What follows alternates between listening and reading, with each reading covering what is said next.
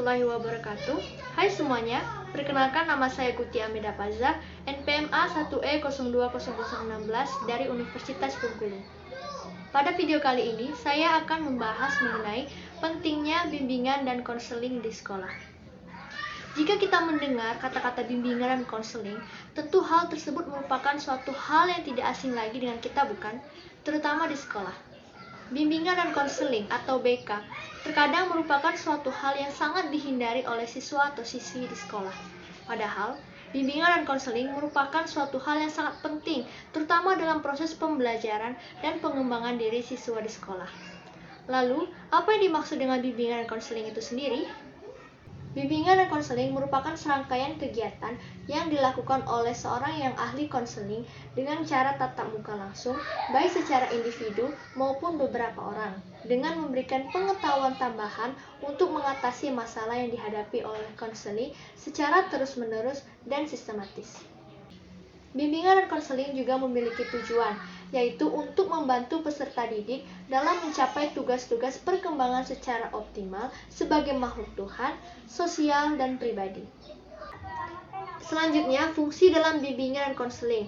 Yang pertama adalah fungsi pemahaman. Pemahaman sangat diperlukan dalam layanan bimbingan dan konseling, yaitu pemahaman terhadap diri klien, permasalahan klien, dan pemahaman terhadap lingkungan diri klien. Yang kedua, fungsi pencegahan, yakni memberikan bantuan kepada siswa agar terhindar dari permasalahan yang dapat menghambat perkembangan diri mereka. Yang ketiga, fungsi pengentasan, yaitu fungsi bimbingan dan konseling yang akan menghasilkan solusi kepada peserta didik dalam permasalahan yang sedang dihadapinya. Yang keempat, fungsi pengembangan. Fungsi ini membantu para klien untuk memelihara dan mengembangkan pribadi mereka secara mantap, terarah, dan berkelanjutan. Bimbingan dan konseling juga memiliki visi dan misi tersendiri. Untuk visi, yaitu terwujudnya kehidupan kemanusiaan yang membahagiakan melalui tersedianya pelayanan bantuan dan pemberian dukungan, perkembangan, dan pengentasan masalah agar peserta didik dapat tumbuh berkembang baik dengan secara optimal, mandiri, dan bahagia. Dan untuk misi, BK memiliki 3 misi. Misi yang pertama yaitu misi pendidikan. BK memfasilitasi pengembangan peserta didik melalui pembentukan perilaku efektif normatif dalam kehidupan keseharian untuk masa depan. Dan yang kedua, misi pengembangan. BK memfasilitasi peserta didik dalam pengembangan potensi dan kompetensi peserta didik di dalam lingkungan sekolah, keluarga, dan masyarakat. Dan yang ketiga, misi pengentasan masalah. BK memfasilitasi pengentasan masalah peserta didik yang mengacu pada kehidupan efektif sehari-hari. Yang berikutnya adalah prinsip-prinsip bimbingan dan konseling. Yang pertama adalah prinsip yang berkenaan dengan sasaran layanan. Bimbingan konseling melayani semua individu tanpa memandang umur, jenis kelamin, suku, agama, maupun status sosial ekonomi. Bimbingan dan konseling juga berurusan dengan pribadi dan tingkah laku yang unik dan dinamis. Bimbingan dan konseling juga memberikan perhatian utama kepada perbedaan individual yang menjadi orientasi pokok pelayanan. Yang kedua yaitu prinsip yang berkenaan dengan permasalahan individu. Bimbingan dan konseling juga berurusan dengan hal-hal yang menyangkut dengan pengaruh mental ataupun fisik individu terhadap penyesuaian dirinya di lingkungan keluarga, sekolah, maupun masyarakat. Bimbingan dan konseling juga sangat memperhatikan kesenjangan ekonomi, status sosial, maupun kebudayaan yang menjadi faktor penyebab timbulnya masalah pada suatu individu. Yang ketiga adalah prinsip yang berkenaan dengan program layanan.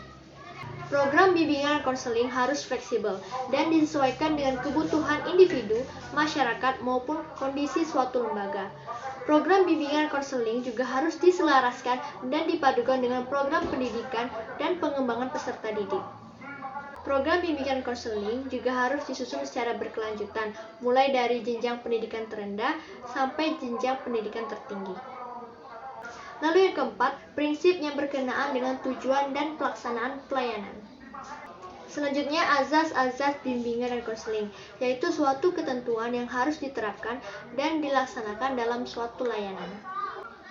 Yang pertama, azas kesukarelaan. Azas ini menghendaki dalam proses bimbingan dan konseling harus berlangsung atas dasar kesukarelaan baik dari pihak terbimbing maupun pihak konselor. Yang kedua, azas keterbukaan. Azas ini menghendaki agar peserta didik yang menjadi sasaran layanan bimbingan bersikap terbuka dan tidak berpura-pura. Begitu juga dengan pihak konselor agar masalah yang terjadi cepat terselesaikan. Yang ketiga, azas kerahasiaan, yakni azas ini menuntut untuk dirahasiakannya data ataupun keterangan peserta didik yang menjadi sasaran layanan bimbingan untuk tidak dibocorkan kepada siapapun. Yang keempat, azas kekinian. Azas ini menghendaki agar objek sasaran layanan BK, yakni permasalahan peserta didik dalam kondisi masa sekarang. Yang kelima, azas keahlian. Azas ini menghendaki agar para pelaksana bimbingan dan konseling merupakan tenaga yang benar-benar ahli dalam bidang bimbingan dan konseling. Dan yang keenam, azas kedinamisan. Azas ini menghendaki agar isi layanan bimbingan dan konseling selalu bergerak maju, tidak monoton, dan sesuai dengan kebutuhan dari waktu ke waktu. Yang ketujuh, azas keterpaduan. Azas ini menghendaki agar layanan bimbingan dan konseling ada kerjasama antara guru pembimbing dan pihak-pihak yang berperan dalam layanan bimbingan dan konseling. Dan yang kedelapan, azas kemandirian. Azas ini menghendaki agar peserta didik yang menjadi sasaran layanan bimbingan dan konseling dapat menjadi siswa yang mandiri, mampu mengenal diri dengan baik, serta mampu mengambil keputusan dengan baik. Yang kesembilan, azas alih tangan.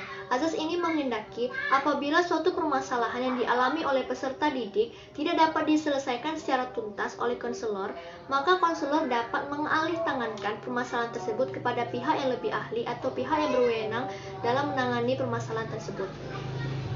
Yang ke-10, azas kegiatan. Azas ini menghendaki agar peserta didik yang menjadi sasaran layanan bimbingan dan konseling dapat berpartisipasi secara aktif dalam kegiatan bimbingan dan konseling. Yang ke-11 adalah azas kenormatifan. Azas ini menghendaki agar kegiatan bimbingan dan konseling didasarkan pada aturan dan tidak boleh bertentangan pada nilai ataupun norma yang berlaku. Yang ke-12 adalah azas tuturi handayani. Azas ini menghendaki agar kegiatan bimbingan dan konseling secara keseluruhan dapat mengayomi dan memberikan keteladanan serta memberikan kesempatan peserta didik untuk selalu bergerak maju. Dengan demikian, apabila asas-asas yang diselenggarakan dapat diikuti dengan baik, maka dapat diharapkan proses pelayanan akan mengarah pada tujuan yang diharapkan. Adapun tugas dari bimbingan dan konseling atau BK di sekolah yaitu sebagai pengampu layanan bimbingan. Salah satu contohnya adalah untuk memotivasi siswa, memberikan layanan konseling, memberikan orientasi kepada siswa, dan tentunya memberikan bimbingan-bimbingan yang bermanfaat kepada siswa baik secara individu maupun secara berkelompok. Setelah mendengar keseluruhan informasi mengenai bimbingan dan konseling, tentunya kita dapat memahami bahwa begitu pentingnya peran BK di sekolah, terlebih lagi pada kasus atau masalah yang sering dihadapi oleh siswa-siswi di sekolah. Terkadang, siswa atau siswi yang memiliki masalah seringkali takut untuk menceritakan masalahnya kepada orang lain, terutama orang terdekat seperti orang tua ataupun sahabat mereka sendiri. Sehingga mereka lebih memilih untuk memendam masalah mereka tanpa adanya solusi untuk menyelesaikan persoalan atau masalah yang sedang mereka hadapi tersebut.